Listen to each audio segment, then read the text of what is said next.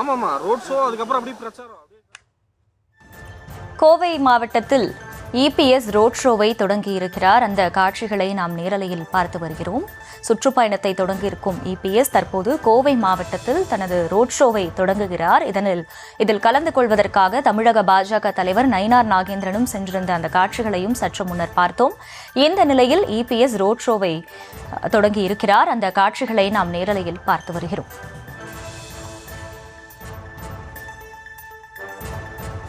அதிமுக பொதுச் செயலாளர் எடப்பாடி பழனிசாமி இன்று தனது ரோட் ஷோவை கோவை மாவட்டத்தில் தொடங்கியிருக்கிறார். மக்களை காப்போம், தமிழகத்தை மீட்போம் என்ற முழக்கத்தை முன்வைத்து அவர் ரோட் ஷோவை தொடங்கியிருக்கிறார். அந்த காட்சிகளை நாம் பார்த்து வருகிறோம். மேட்டுப்பாளையத்தில் சட்டமன்ற தேர்தல் சுற்றுப்பயணத்தை தொடங்கி இருக்கிறார் இபிஎஸ். அந்த வகையில் தற்போது அங்கே ரோட் ஷோவை தொடங்கி அது நடைபெற்று வரக்கூடிய அந்த நேரலை காட்சிகளை நாம் திரையில் பார்த்து வருகிறோம்.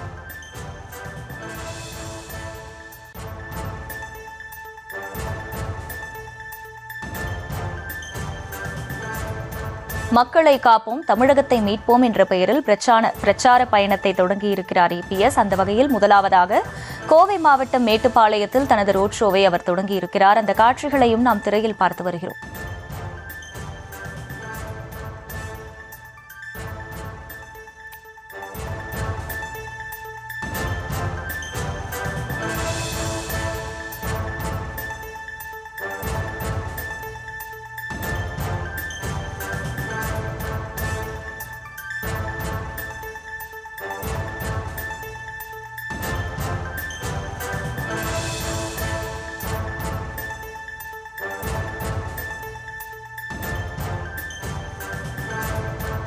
மக்களை காப்போம், தமிழகத்தை மீட்போம் என்ற பெயரில் பிரச்சாரத்தை தொடங்கியிருக்கிறார் இபிஎஸ். அந்த வகையில் இன்று முதலாவதாக கோவை மாவட்டத்தில் அவரது பிரச்சார பயணமானது தொடங்கியிருக்கிறது. மேட்டுப்பாளையத்தில் தற்போது ரோட் ஷோவை தொடங்கியிருக்கிறார் இபிஎஸ். அந்த காட்சிகளை பார்க்கிறோம்.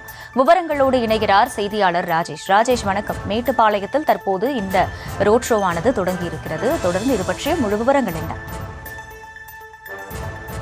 அதிமுக தங்களுடைய பிரச்சாரத்தை தொடங்கியிருக்கிறார்கள். அதிமுகவினுடைய பொதுச் செயலாளர் இபிஎஸ் அவர்கள் மேட்டுப்பாளையத்திலிருந்து இந்த பிரச்சாரத்தை தொடங்கி இருக்கக்கூடிய அந்த காட்சியை நாம் பார்க்கின்றோம்.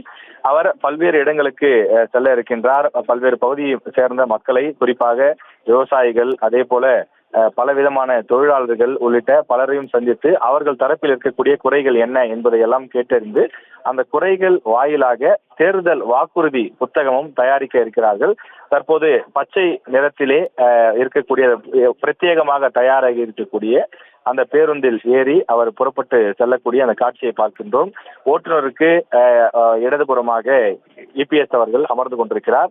உள்ளே கோவை மாவட்டத்தினுடைய பொறுப்பாளராகவும் மாவட்ட செயலாளராகவும் இருக்கக்கூடிய முன்னாள் அமைச்சர் எஸ்பி வேலுமணி இருக்கின்றார். அவர் தற்போது ரோட் ஷோவாக இபிஎஸ் புறப்பட்டு செல்லக்கூடிய அந்த காட்சியை பார்க்கின்றோம். அவர் புறப்படுவதற்கு முன்னதாக பாஜகவினுடைய முக்கிய தலைவர்கள் அவருக்கு இந்த தேர்தல் சுற்றுப்பயணம் வெற்றியடைய வேண்டும் என்று வாழ்த்துக்களை தெரிவித்திருக்கின்றார்கள். தற்போது இபிஎஸ் இந்த தேர்தல் சுற்றுப்பயணத்தை தொடங்கி இருக்கின்றார். தேர்தலுக்கு இன்னும் 10 மாத காலம் இருந்தாலும் கூட திமுக, அதிமுக உள்ளிட்ட கட்சிகள் சென்னை பிரச்சாரம், ரோட் ஷோ, அதாவது வீடு வீடாக சென்று மக்களை சந்திப்பது, இப்படி பல்வேறு விதமான யுக்திகளை கையாள தொடங்கிவிட்டார்கள். எனவே அதிமுக தற்போது ஒரு பிரதான எதிர்க்கட்சியாக இருக்கக்கூடிய நிலையில் இந்த முறை தமிழ்நாட்டில் அதிக இடங்களை வென்று ஆட்சி அமைக்க வேண்டும் என்று முனைப்பு காட்டி வருகிறார்கள். எனவே அதற்கு ஆயத்தமாகக்கூடிய வகையிலே இந்த தேர்தல் பிரச்சாரத்தை அவர்கள் தயாராகி இருக்கிறார்கள். ஏற்கனவே பல்வேறு மாநிலங்களில் இது போன்று பிரத்யேக வாகனங்களை தயார் செய்து அந்த வாகனங்கள் மூலமாக பல்வேறு பகுதிகளுக்கும் சென்று பொதுமக்களை, வாக்காளர்களை சந்திப்பது வழக்கம். எனவே அது போன்ற ஒரு நடைமுறையை தமிழகத்தில் இபிஎஸ் அறிமுகப்படுத்தி இருக்கின்றார்.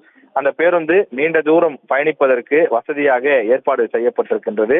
முன்புறத்தில் பளிர் என்று இருக்கக்கூடிய அந்த கண்ணாடியின் மூலமாக பொதுமக்களை பார்க்கவும், பொதுமக்கள் அதிகமாக கூடியிருக்கக்கூடிய இடங்களில் இறங்கி பொதுமக்களுடைய குறைகளை கேட்டு அவர்களிடமிருந்து மனுக்களை பெறவும் அவர்கள் திட்டமிட்டிருக்கிறார்கள்.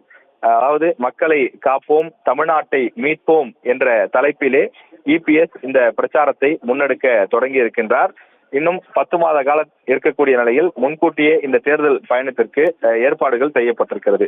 முதலில் கோவை மாவட்டத்திலிருந்து இந்த பிரச்சாரம் தொடங்கி இருக்கிறது. காரணம், கோவை எப்போதும் அதிமுகவிற்கு ஒரு ராசியான வலிமையான மாவட்டமாக பார்க்கப்படுகின்றது. தற்போது கூட கோவையில் இருக்கக்கூடிய அனைத்து தொகுதிகளிலும் அதிமுக வெற்றி பெற்றிருக்கிறது.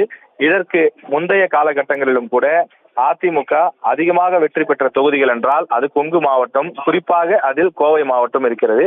எனவே தங்களுக்கு ராசியாக இருக்கக்கூடிய அந்த மாவட்டத்திலிருந்து தற்போது பிரச்சாரத்தை இபிஎஸ் தொடங்கி இருக்கிறார். இனி விழுப்புரம், கடலூர், அதே போல திருவாரூர், நாகை, மயிலாடுதுறை உள்ளிட்ட பல மாவட்டங்களுக்கும் அவர் செல்வதற்கான அந்த தேர்தல் சுற்றுப்பயண அட்டவணை வெளியிடப்பட்டிருக்கின்றது.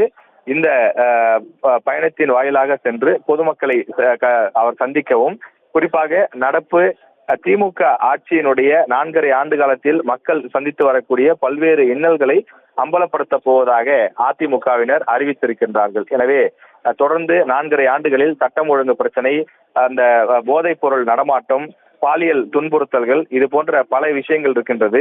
குறிப்பாக ஒவ்வொரு மாவட்டங்களிலும் ஒவ்வொரு தொகுதிகளிலும் பல்வேறு பிரச்சனைகள் இருக்கிறது. விவசாயிகள் சந்திக்கக்கூடிய பிரச்சனை, நெசவாளர்கள் சந்திக்கக்கூடிய பிரச்சனை, இது போன்று வியாபாரிகள் சந்திக்கக்கூடிய பிரச்சனை என்று பலதரப்பட்ட மக்களுடைய பிரச்சனைகளை அவர் எந்தெந்த இடத்தில் என்னென்ன விஷயங்களை மக்கள் மத்தியில பேச வேண்டும், என்னென்ன கோரிக்கைகளை பெற வேண்டும் என்பதெல்லாம் ஏற்கனவே திட்டமிடப்பட்டிருக்கின்றது. எனவே அவர்களை சந்தித்து அந்த இடத்தில் இருக்கக்கூடிய முக்கிய பிரச்சனைகளுக்கு நாங்கள் தீர்வு தருவோம். அடுத்த முறை அதிமுக ஆட்சிக்கு வரும்போது, அதாவது 2026 பெரும்பான்மை பலத்துடன் அதிமுக ஆட்சி அமைத்து உங்களுடைய குறைகளை எல்லாம் நிவர்த்தி செய்வோம் என்ற அடிப்படையிலே இந்த பிரச்சாரத்தை அதிமுகவினர் தொடங்கி இருக்கிறார்கள். இபிஎஸ் தற்போது ஏறக்குறைய வாக்கு சேகரித்து தங்களுடைய அந்த பிரச்சாரத்தை அவர் முன்னெடுத்து சென்று கொண்டிருக்கிறார்.